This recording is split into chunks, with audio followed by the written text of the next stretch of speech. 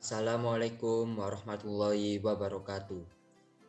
Ketemu lagi dengan saya, nama saya Ananda Irfandi Kurniawan dengan NIM 20050974053. Saya dari Prodi Pendidikan Teknologi Informasi dan saya dari kelas PTI 2020A dan tentunya dari Universitas Negeri Surabaya. Pada kesempatan kali ini, saya akan menjelaskan mengenai routing dinamik sekaligus nantinya saya akan mempraktikkan seperti apa routing dinamik. Sebelum kita masuk ke praktikumnya, kita akan lebih baiknya mengetahui apa itu routing dinamik. Router dinamik.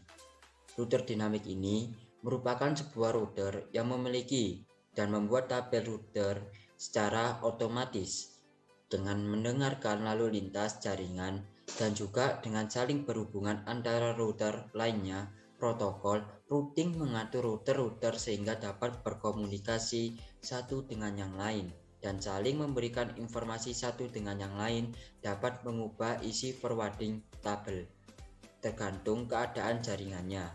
Dengan cara ini, router-router mengetahui keadaan jaringan yang terakhir dan mampu meneruskan data ke arah yang benar. Dengan kata lain, routing dinamik adalah proses pengisian data routing di tabel routing secara otomatis.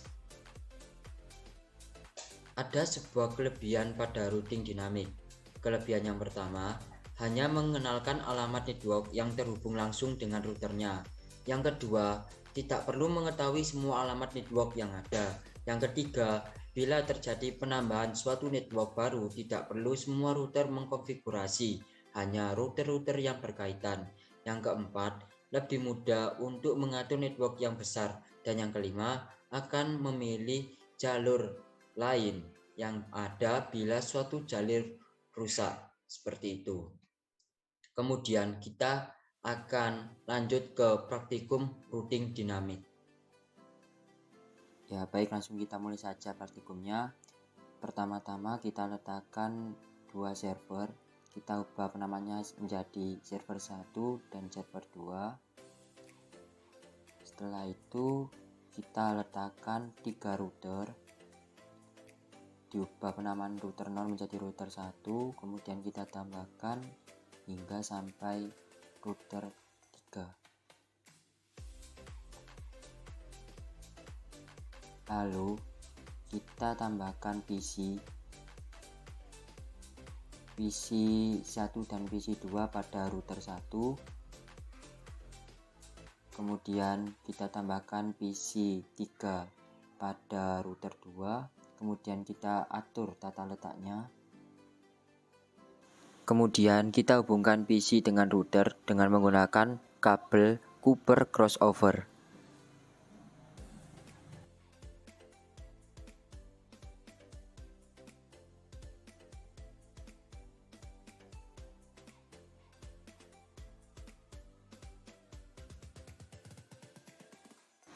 Setelah itu, kita hubungkan router dengan router dengan menggunakan kabel serial DTE.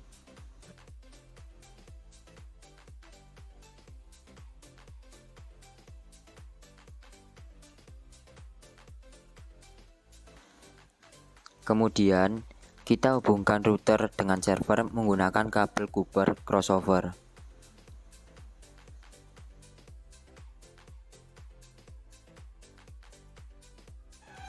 Setelah semua selesai, kita harus memasukkan IP subnet max dan default gateway pada masing-masing PC router dan server. Kita ubah di PC 1 terlebih dahulu. Untuk IP address kita isi 192.168.1.1 dan subnet max di angka terakhir kita isi .192.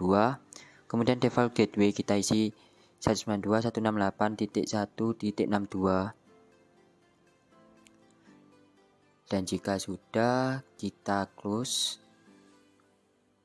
Kemudian kita ke PC 2, kita isi IP address-nya 192.168.1.65, subnet max itu .192 dan default gateway 192.168.1.126. kemudian kita close dan kita ke PC3. IP address kita isi 192.168.1.253 dan subnet mask itu .128, kemudian default gateway 192.168.1.254.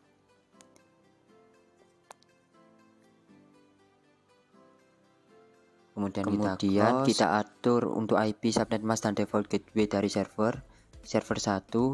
Kita isi IP addressnya 33.33.33.1, kemudian subnet mask kita 255.255.255.0 dan default gateway 33.33.33.3. Kemudian setelah kita masukkan, kita close,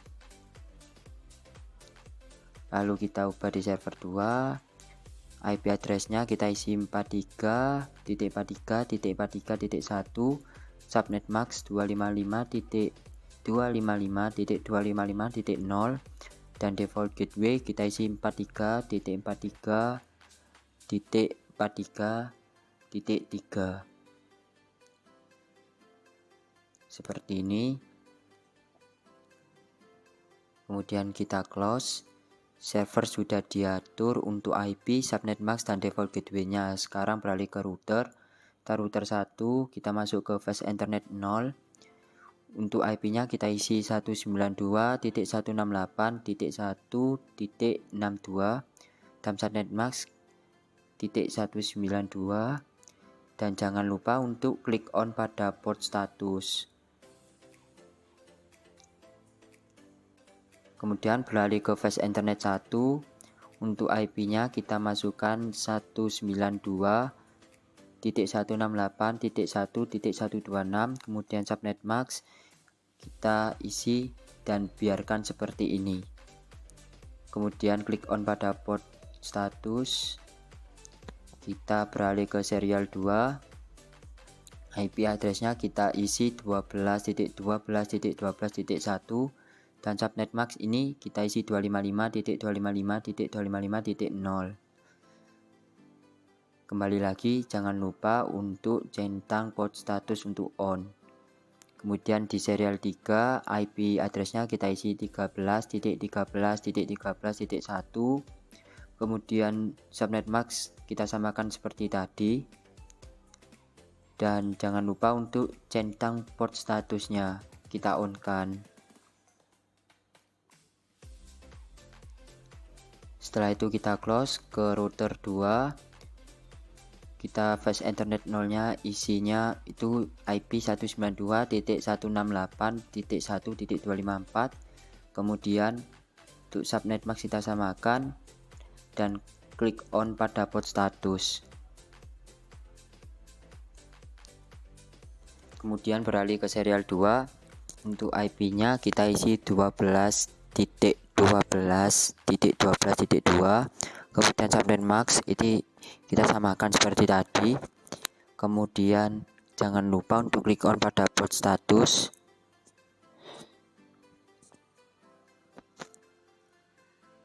Kemudian kita lanjut ke serial 3. Untuk IP-nya 23.23.23.2.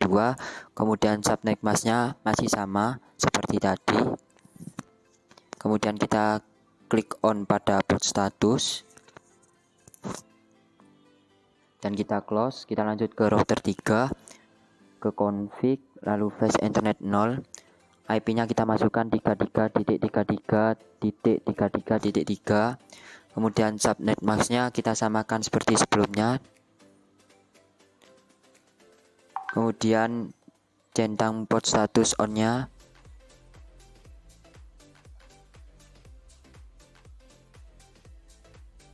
Kemudian kita lanjut ke fast internet 1. Kita isi IP addressnya 43.43.43.3.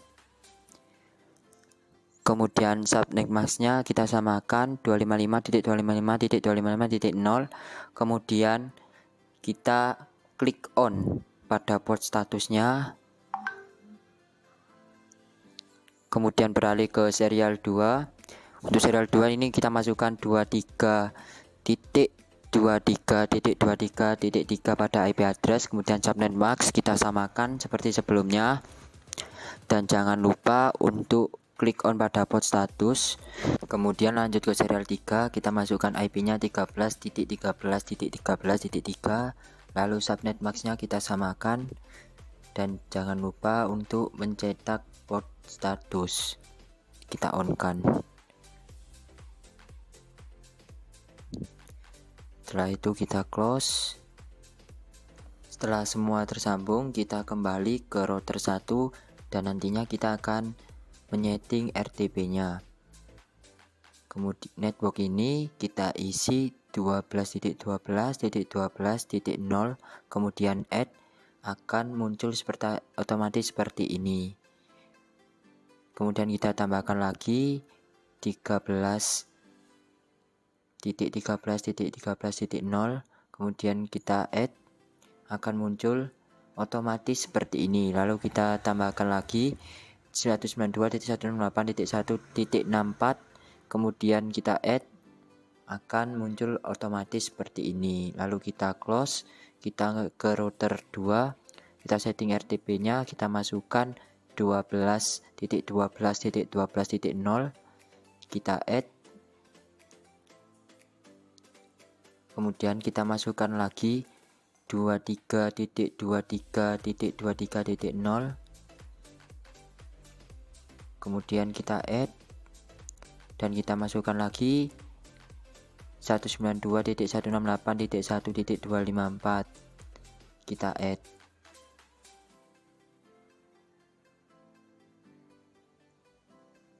Jika sudah, kita close, kemudian beralih ke router 3. Nah, pada router 3 ini memiliki 4 cabang, yaitu pada router 1, router 2, server 1, dan server 2. Nah, kemudian kita setting RTP-nya. Kita masukkan networknya 13.13.13.0. Kita tambahkan, klik add. Kemudian kita tambahkan lagi 23.23.23.0, kita klik add. Lalu kita tambahkan 33.33.33.0, kita tambahkan, klik add. Kemudian kita tulis lagi 43.43.43.0, kita add, akan muncul otomatis seperti ini. Setelah kita menyeting di router 3, kita close. Setelah semua disetting, kita beralih pada command pada tiap router, dimulai dari router 1, kita klik CLI, kemudian kita ketik no auto summary dan kita enter. Kemudian kita ketik version 2.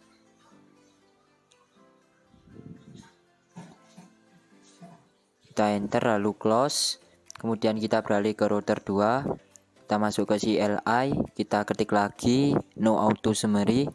Kemudian enter lalu ketik version 2 lalu enter. Kemudian kita close.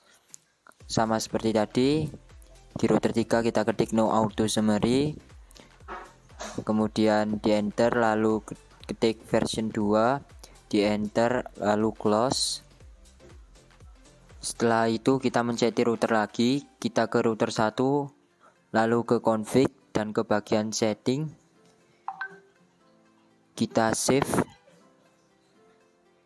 lalu close. Kemudian di router 2 config setting, kemudian kita save juga. Dan router 3 kita masuk ke config setting, kemudian save, di close. Lalu selanjutnya kita klik power cycle device yang ada pada icon ini untuk mereset semuanya, dan muncul perintah seperti ini. Kita pilih yes dan kemudian kita tunggu sampai semuanya terhubung.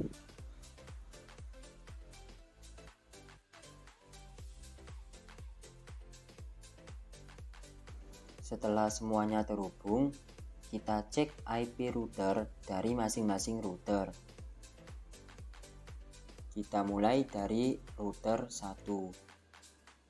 Kita masuk ke CLI, kemudian kita ketik show IP route.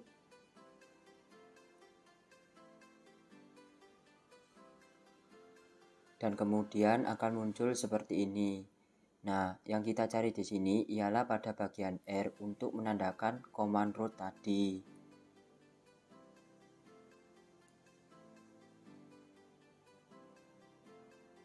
Setelah itu kita close, kita lanjut ke router 2, ke CLI, kemudian kita ketikkan lagi show IP route, dan kemudian akan muncul seperti ini lagi. Nah, di sini juga ada R. Lalu kita close, kita lanjut ke router 3, klik CLI dan kita ketik show IP route juga.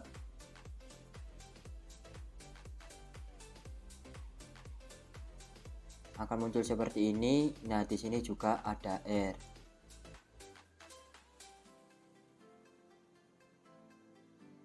Kemudian kita close. Setelah kita cek semuanya, kita masuk ke mode simulasi. Kita pilih edit filter.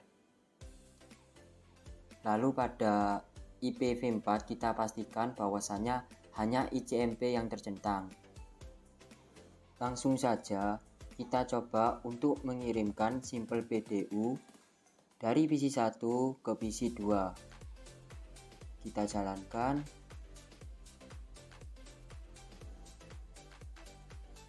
Nah, biasanya pada percobaan 1 ARP belum bisa terbaca, jadi kita harus melakukan percobaan yang kedua.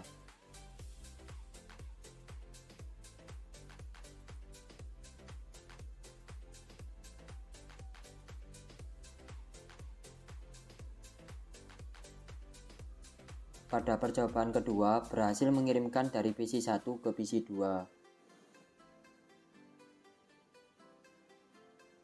Lalu kita coba dari PC1 menuju ke PC3, kemudian kita jalankan. Nah, ini karena ARP-nya belum kebaca, jadi kita coba lagi.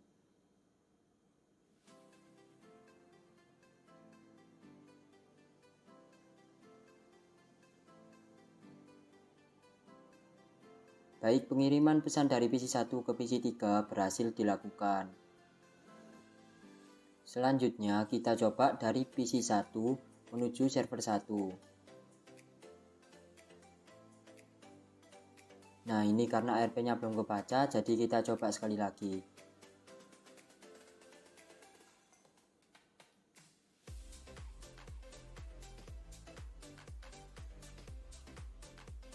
Baik, pengiriman pesan dari PC1 ke server 1 telah berhasil.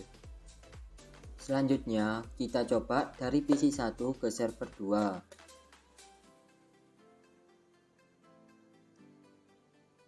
Nah, ini karena ARP-nya belum kebaca lagi, jadi kita coba sekali lagi.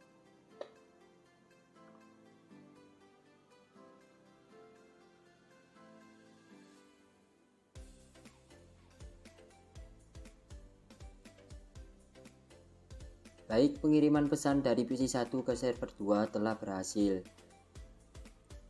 Selanjutnya kita coba dari PC3 ke PC1.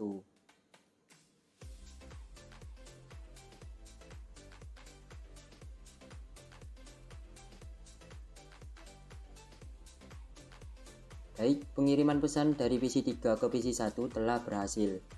Selanjutnya kita coba dari PC3 menuju PC2.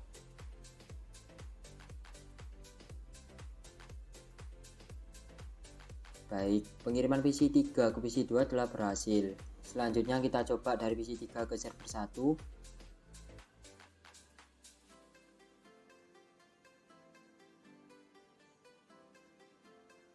Pengiriman pesan dari PC3 ke server 1 juga berhasil. Kemudian kita coba dari PC3 ke server 2.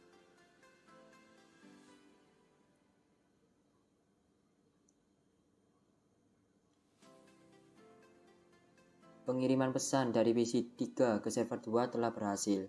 Selanjutnya kita coba dari server 1 ke server 2.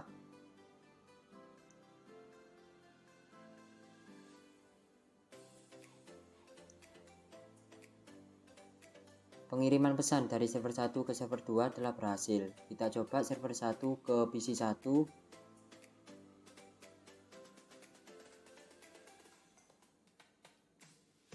Pengiriman pesan dari server 1 ke PC 1 juga berhasil. Selanjutnya kita coba dari server 1 ke PC 2. Pengiriman pesan dari server 1 ke PC 2 telah berhasil.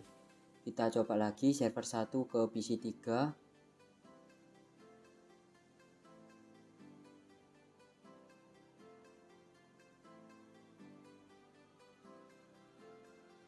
Pengiriman pesan dari server 1 ke PC 3 juga telah berhasil. Selanjutnya kita beralih ke mode real time. Kita klik PC 1, lalu kita masuk ke command prompt, kita cek jalur apakah PC 1 ke server itu ada jalurnya. Jadi kita ketik tracer 33.33.33.1.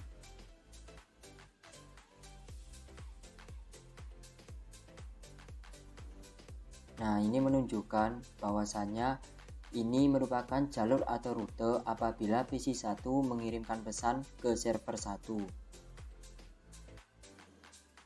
Kemudian kita coba lagi dari PC 1 ke server 2. Kita ketik tracer 43.43.43.1.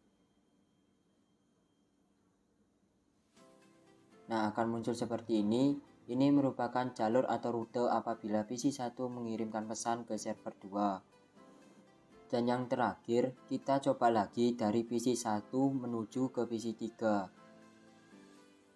Kita ketik tracer 192.168.1.254.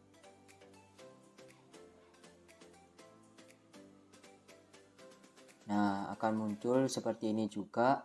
Nah, ini juga merupakan jalur atau rute apabila PC 1 mengirimkan pesan ke PC 3. Kemudian kita close. Selanjutnya yang akan kita coba adalah apabila kita mematikan jalur dari router 1 ke router 3. Nantinya kita coba lihat apa yang terjadi pada pengiriman pesan melalui router 1 dan router 3. Dengan cara masuk ke router 3, lalu klik config dan pilih serial 3 dan matikan port status on-nya. Jadi, selanjutnya kita tunggu 15-20 detik.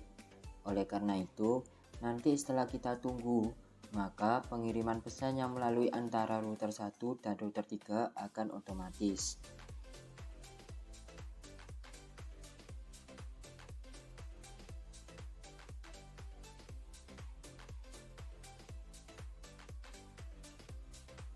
Jalur otomatis tersebut melalui router 1 ke router 2, router 2 ke router 3.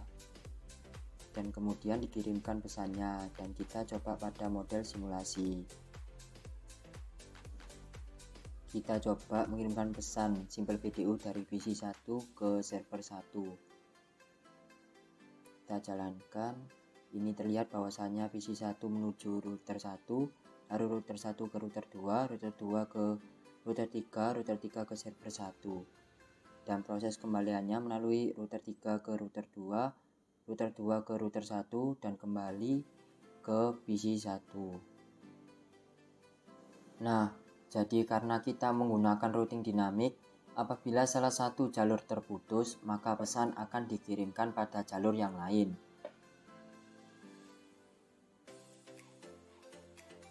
Nah, untuk yang terakhir kita coba mengirimkan pesan dari PC 2 ke server 1.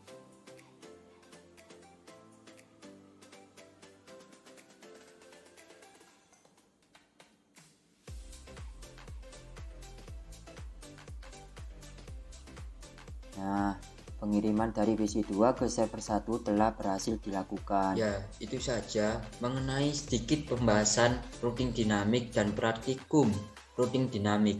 Jika saya ada salah maupun kata dan perbuatan, saya mohon maaf.